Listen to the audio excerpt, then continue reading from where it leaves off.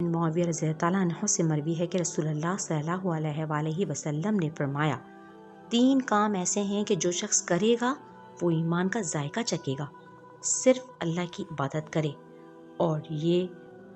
عقیدہ رکھے کہ سوائے اللہ کے کوئی عبادت کے لائق نہیں،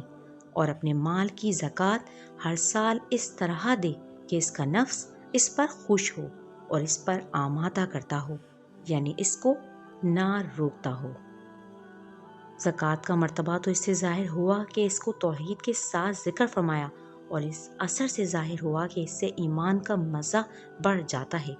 زکوٰۃ نہ دینے پر وعید۔ حضرت ابو ہریرہ رضی اللہ تعالیٰ عنہ سے روایت ہے کہ نبی کریم صلی اللہ علیہ وآلہ وسلم نے فرمایا جس کو اللہ نے مال دیا ہو پھر وہ اس کی زکوٰۃ ادا نہ کرے، قیامت کے روز وہ مال ایک گنجے سانپ کی شکل بنا دیا جائے گا جس کی دونوں آنکھوں کے اوپر 2 نقطے ہوں گے۔ ایسا سانپ بہت زہریلا ہوتا ہے۔